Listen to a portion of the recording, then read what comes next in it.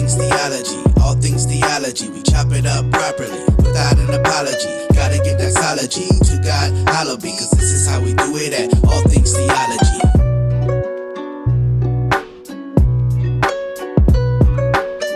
Yo, grace and peace, and welcome back to an episode of All Things Theology. It's your host, K-Dub, and today we want to talk about Rick Warren, the SBC women pastors. Before we get into that, breaking news, guys, breaking news. I got to share this with you.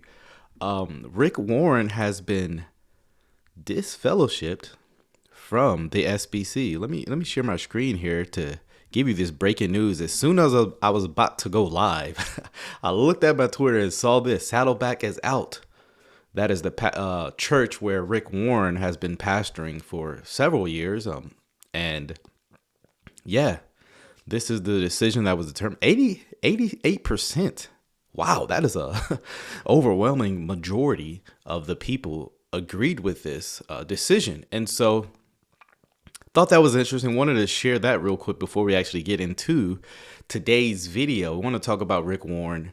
Want to share. He's been going on this campaign literally for women pastors, apologizing to women, saying that the SBC's rule and the kind of beliefs on this is harmful to women, and he wants to apologize because he never did exegesis to show or to demonstrate how men pastors being for male only.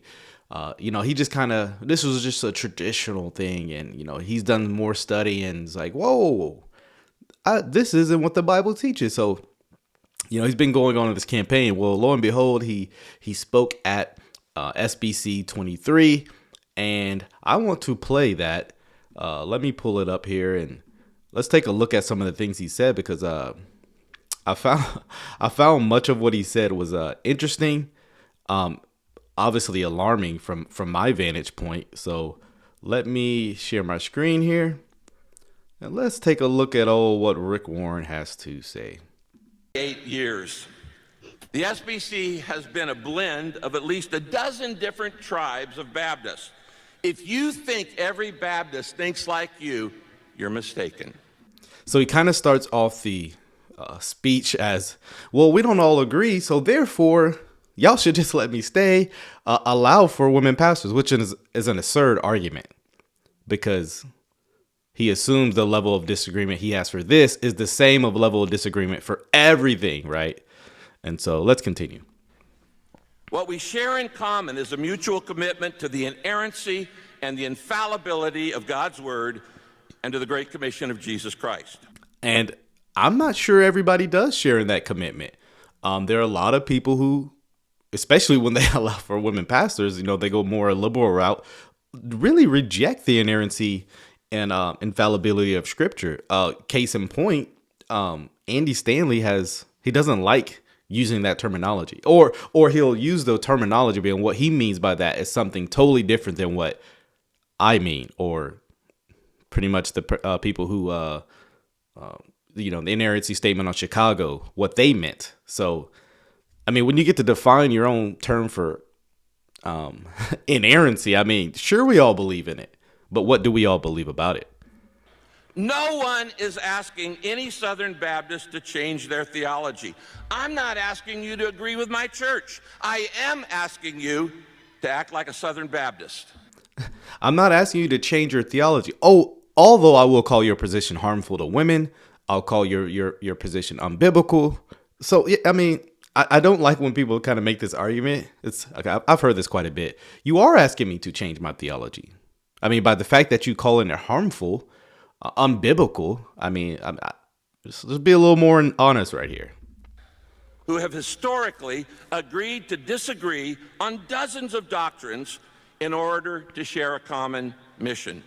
Since Southern Baptists have always allowed disagreement on doctrines including the essential doctrines of salvation, why should this one issue cancel our fellowship?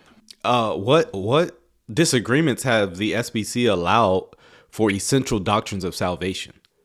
I mean, you threw that out there, but you didn't actually say what that is. So is he arguing that it would be okay if somebody deny justification by faith alone in Christ alone, but they still should be allowed to stay in the SBC? Is that what Rick Warren's arguing? Because that surely does sound like that, what he's saying. But then, I mean, earlier he was like, you know, we agree on all the cores, but then it's like multiple arguments are being thrown. This is the kitchen sink argument. We're throwing everything, including the kitchen sink, right? In 2013, when the Calvinists were under fire, Baptists agreed to disagree, and the split was averted. Well, Calvinists don't have a different gospel. Now, again, there are disagreements with, you know, synergists, Arminians, but I mean, when you get to the, like, if you hear someone preach the gospel, I mean, essentially the same thing. We just disagree on, you know, things like predestination and there are disagreements, but essentially the gospel message would be the same. So I don't know how he's trying to say this. I mean, I affirm justification by faith. I mean, I know many Arminians who affirm justification by faith. I mean, we would argue consistency, but again, there's not a disagreement from many in those circles. So I don't know what he's talking about there. Now, 10 years later, will we treat egalitarian Baptists with the same grace we showed the Calvinist? That's funny to me because even if you want to take, okay, they have differences. Comparing the Calvinists with the egalitarians is quite humorous. One's position can actually be even demonstrated, argued from scriptures. One has to go with this whole, you know, God's doing a new thing, and, you know, there's no argumentation for women pastors. And that's why he's not even going to present one. Spoiler alert. So sorry. We should remove churches for all kinds of sexual sin, racial sin, financial sin, leadership sin, sins that harm the testimony of our convention. But the 1,928 churches with women on pastoral staff have not sinned. Well, that's a large claim. Is he saying their churches haven't committed sexual abuse? Well, or they haven't sinned? I mean, one, I would argue they have sinned by the fact that they have a woman pastor. So, I mean, they are in a role which the Bible does not allow or permit. Go and read the pastoral epistles, 1st, 2nd Timothy, Titus.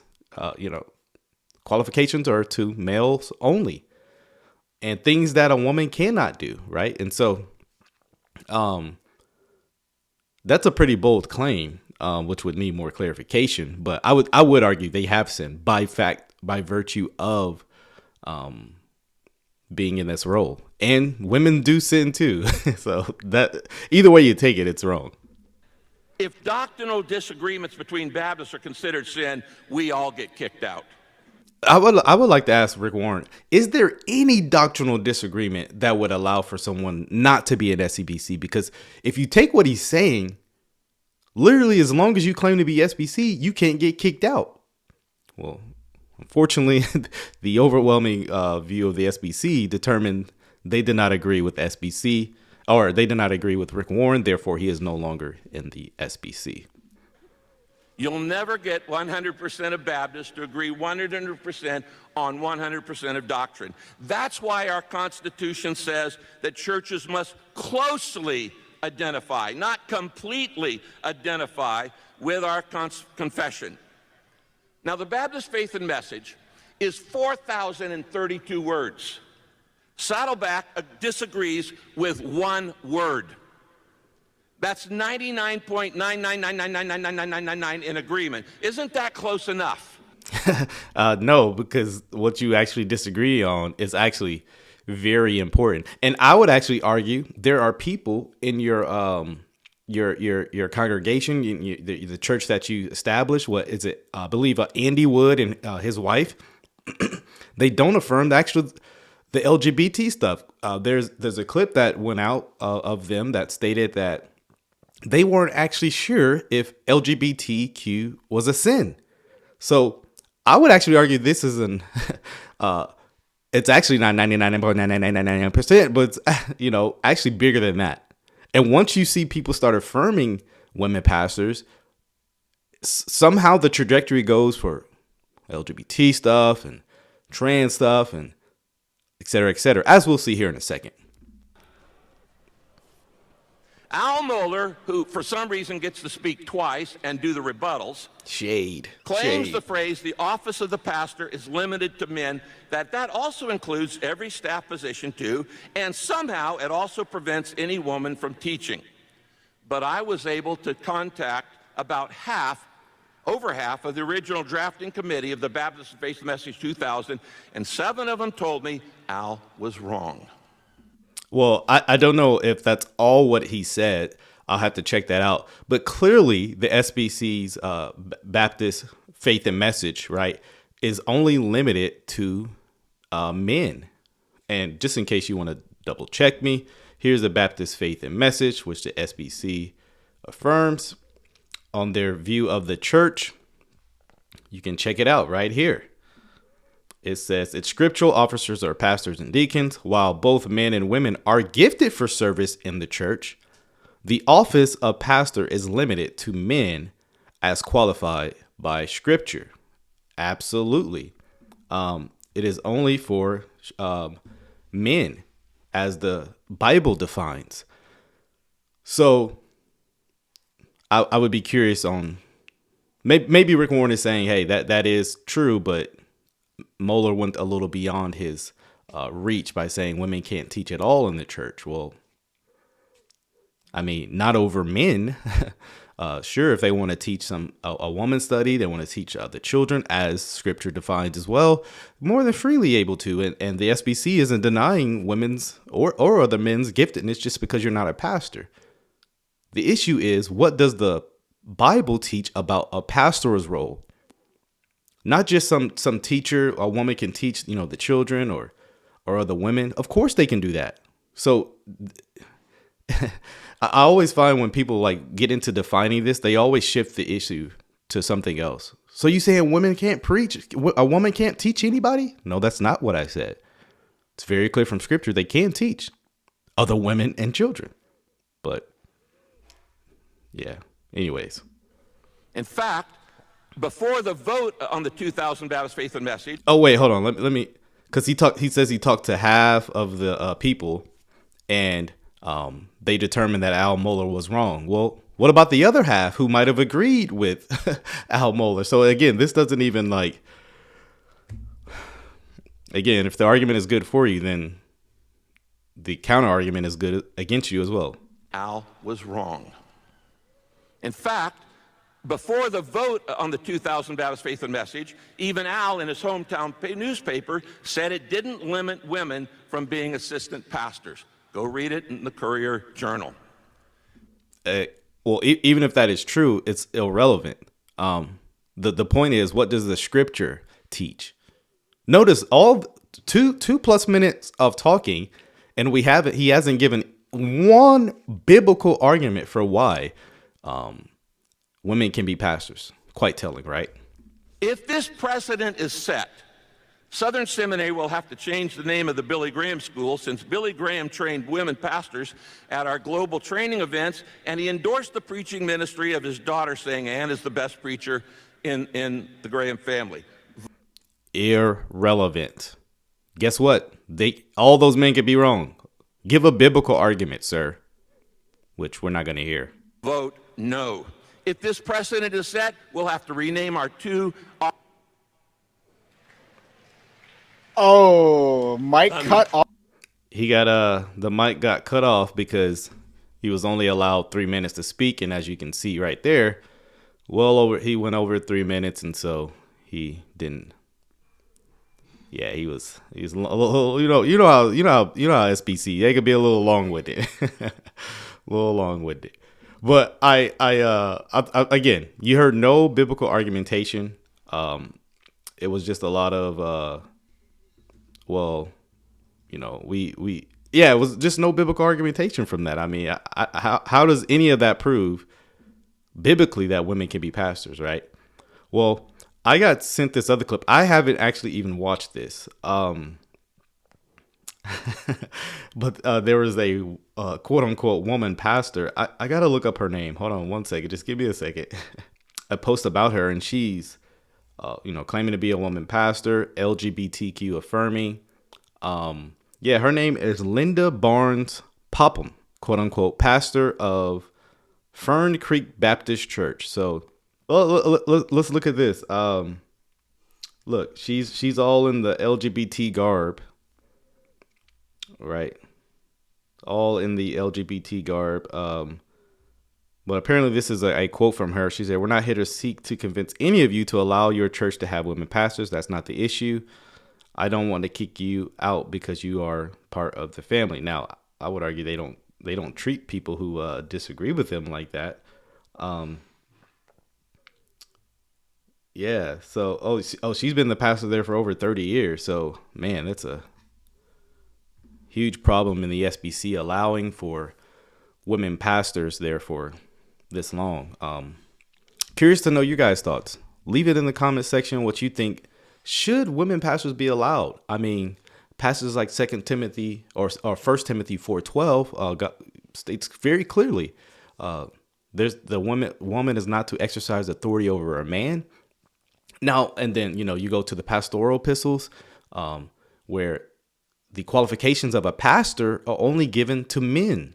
Very interesting, right? If we're supposed to believe that women are to be pastors, there's not one time where the qualifications of a pastor are given to females. Quite strange, right? Quite strange. And so, we're told that, hey, if you want to be loving and let women flourish in their ministry, you have to let them be pastors. Let me just be clear about this. It is not hateful to not allow for a woman to be pastor. Just like it's not hateful to allow an unqualified man to be a pastor. One, that's not, if only pastors are kind of special or unique, then, I mean, most Christians aren't really special or unique, right? You don't have to be a pastor to be unique. You don't have to have a flourishing ministry, et cetera, right? And so there's that. There's so much of what the Bible says about women pastors, and I've done videos about this in the past. Please go check that out. But the Bible does not allow for this. And kudos to the SBC. Kudos to those who attended this conference, who are casted their vote for what's biblical. And I was actually shocked and surprised to see that this was the overwhelming majority.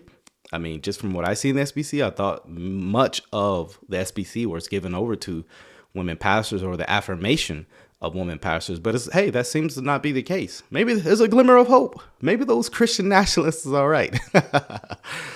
But no, seriously.